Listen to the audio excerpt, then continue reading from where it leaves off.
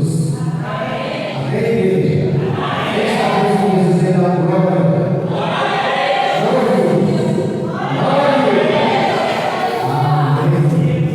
Mais uma vez, para mim é um motivo de muita alegria estar na presença de Deus, porque Davi neste lugar, através da sua igreja, através do pastor aqui presente, dos pastores que se fazem também, restaurar de todos os irmãos, porque todos são uma pérola do céu, a qual o Senhor está para retornar e buscar novamente. Quero agradecer primeiramente a Deus pela oportunidade de estar aqui, ao meu pastor e amigo, Orivaldo Custódio. Deus abençoe esse homem, um grande amigo, um grande ensinador, é um homem de Deus, e honre e ore pelo seu pastor, porque aqui também tem outros pastores, a qual Deus tem usado. Tenho certeza que Deus tem algo novo para lhe pregar este ano, não sei o que é, mas o Senhor me alegrou a me ver hoje com saúde, glorificando com autoridade, porque a autoridade de Deus é dada somente àquele que se propõe e se coloca na presença de Deus. Quero agradecer a presença do pastor Elcio, um homem que ensinou muito e ensina, é um homem de Deus também, junto com sua esposa, me acolheu, é um homem que guardou a minha vida através das suas orações. Sou grato e feliz porque Deus tem guardado isso na minha vida. Sou grato para minha esposa, a qual Deus tem dado a graça de estar ao meu lado, me ajudando, me guiando, puxando a orelha quando precisa. Eu também fui. Mas isso tudo é graça de Deus. Quero louvar pelo nosso irmão, amigo, é um homem também de Deus, um homem de oração, a qual Deus tem dado muita graça e autoridade na palavra. Sou muito feliz porque Deus me deu a condição de estar aqui hoje, pedido do pastor Rivaldo, mas meu coração alegrou quando eu cheguei no Pedro. Vamos lá, irmãos, e vamos ligar ao pastor Rivaldo e você vai ministrar a palavra. Porque esse usar a palavra de Deus como usa é admirável. Abra o seu coração, abra o seu entendimento, abra a sua mente, ouça o que Deus quer falar com vocês e vamos orar com o Senhor de Deus. Pai, mais uma vez nesta noite nós te agradecemos ao amigo por a oportunidade de estar na tua presença, Pai. Neste momento, Senhor Deus, te peço que abra as portas do céu, Senhor. Baixa nele, Senhor Deus, e usa o teu sonho, Senhor. Da forma que já abriu os anjos, Senhor Deus, com a autoridade da tua palavra, Pai. Favoreça o Senhor mais uma vez. Dá-nos, Senhor Deus, segundo a tua vontade, Senhor, segundo a tua equidade e teu amor, meu Pai. Em nome de Jesus, Pai, eu te entrego meu filho, Senhor, nessa noite, Pai, para a honra e glória do teu nome. Senhor, agradeço a oportunidade.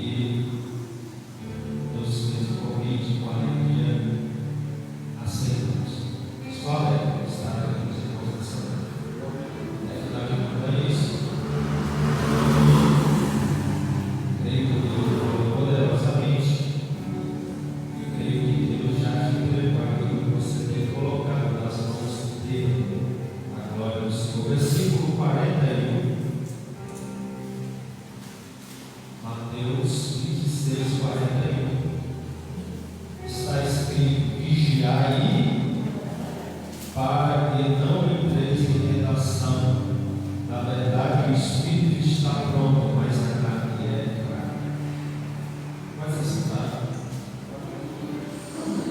texto que Deus colocou no coração desta noite, para trazer para ele. Meus irmãos, o Senhor Jesus, ele está no Getsemane, ele chega aqui com seus discípulos, ele começa a entristecer e se agoniar grandemente, porque ali ele já sabia aquilo ali se cumpriria o propósito pelo qual Deus os tinha destinado. Ele chama os seus discípulos para estar com ele naquele momento de tristeza, de agonia. Ele faz um pedido para que eles estejam vigiando juntamente com ele. Ele leva consigo Pedro, Tiago e João, vai um pouco mais adiante, diz para Pedro, Tiago e João: fica aqui, vigia comigo quando eu vou ali orar. Ele vai, faz a sua oração. Quando ele volta, ele encontra os discípulos dormindo. Ele desperta os discípulos e faz a pergunta: não pudestes vigiar comigo em uma hora? É aí que ele diz assim: vigiai e orai, para que não entreis em tentação. Na verdade, o espírito está pronto, mas a carne é fraca. Ele vai pela segunda e pela terceira vez, e quando chega, vê os discípulos mais uma vez dormindo. Ele deixa essa recomendação: vigiar e orar. O momento ali não era para dormir, o momento era para vigiar, o momento era para orar. Mas no momento em que o Senhor mais precisava dos discípulos, lá estavam eles dormindo. No momento em que o Senhor mais precisava de uma oração, de uma decisão, lá estavam eles dormindo. Não é diferente na nossa vida. No momento em que o Senhor mais requer de nós, no momento em que o Senhor mais precisa de nós, muitas vezes estamos dormindo espiritualmente, no conforto da nossa casa, no conforto do nosso sofá, no conforto da nossa cama. Assim como ele despertou a Pedro, o Senhor tem nos despertado nas madrugadas e carregados de sono voltamos a dormir, voltamos a encostar na cabeça do travesseiro. Ele vai nos despertando. Desperte, ore, consagre, leia a minha palavra. E muitas vezes damos ocasião ao sono, ao cansaço, principalmente no tempo que nós vivemos, no tempo de correria, no tempo de muito cansaço, muito trabalho. Pouco estamos orando, pouco estamos consagrando a nossa vida, pouco estamos lendo a palavra do Senhor. Mas é noite de despertamento, é noite de despertarmos mais para a oração. Eu percebi que Deus, desde isso, tem falado muito acerca da oração aqui nesse lugar. E a recomendação do Senhor para os discípulos e para nós nessa noite é: vigiar e orar. Eu quero falar sobre esses dois temas. Primeiro, a vigilância. Vigiar significa estar acordado. Vigiar significa estar atento. Vigiar significa estar alerta. Então o Senhor Jesus estava dizendo: eu quero que vocês fiquem atentos, eu quero que vocês fiquem alerta, acordados. Mas em vez de acordados, eles dormiram. Em vez de alerta, eles dormiram. Por isso, vigiar é totalmente oposto ao dormir. Vigiar é totalmente contrário ao dormir.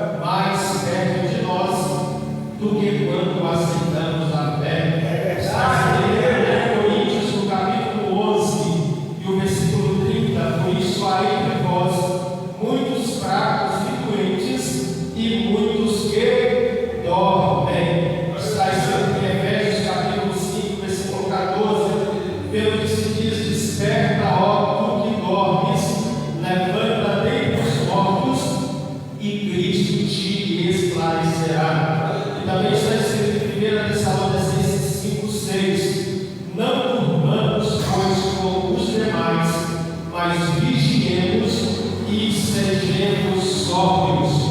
Então a Bíblia nos manda estar alerta, acordado, vigilante acerca do dia e da hora em que o Senhor Jesus há de voltar. Ele não nos indicou esse momento, mas acerca da incerteza do momento que ele há de vir, ele nos deixou o conselho: vigiai. Devemos estar vigilantes, porque Mateus capítulo 24, versículo 42 está escrito: vigiai, pois, porque não sabeis a que hora há de vir o vosso Senhor. Está escrito em Marcos 13 e o versículo 37: as coisas que vos digo-as a todos, vigiai.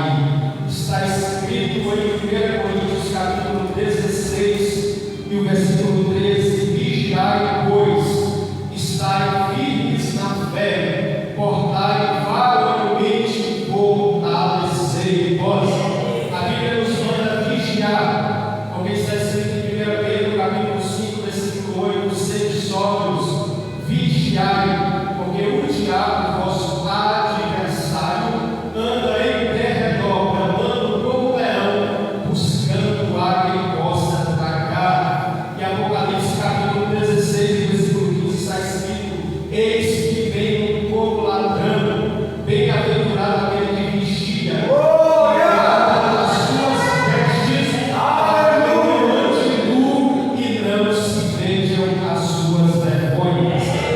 Então devemos estar atentos, devemos estar alerta, vigilantes, para que não venhamos cair em tentação, porque o Senhor disse: vigiai e orai, para que não entrais em tentação. Quem ora e vigia não entra em tentação, porque ele mesmo disse: o espírito está pronto, mas a carne é fraca.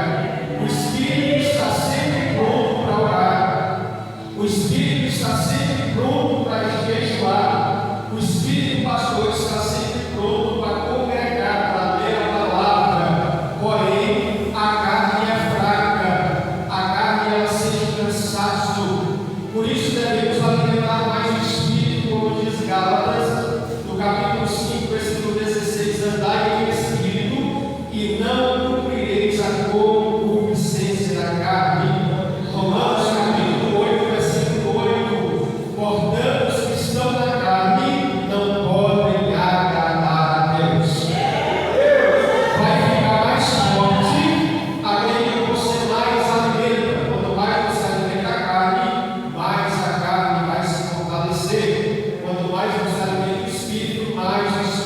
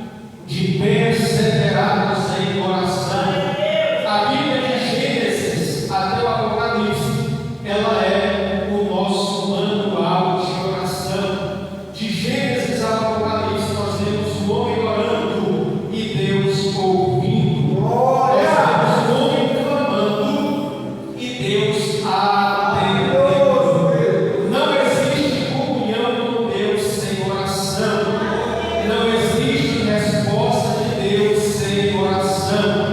Não existe avivamento sem oração. Não existe crente que resiste de pé se não estiver orando. Tiago, capítulo 5, versículo 16. Confessai as vossas culpas uns aos outros e orai uns pelos outros para que sareis.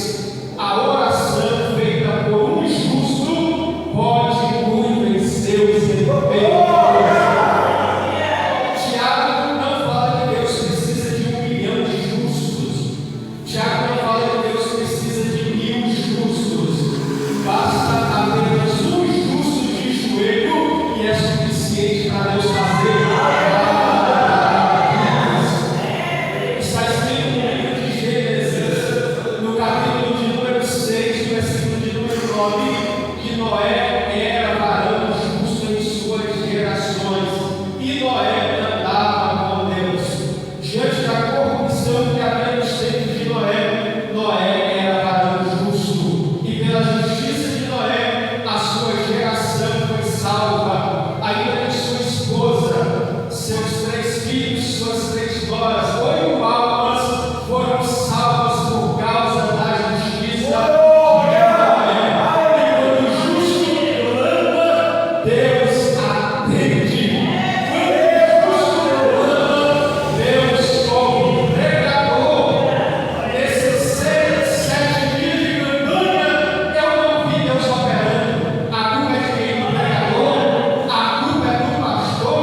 Porque tem culto, pastor, eu fico falando que o pregador não estava com nada. Hoje o culto não estava com nada, mas na sua vida teve oração para Deus usar o pregador. Na sua vida teve oração para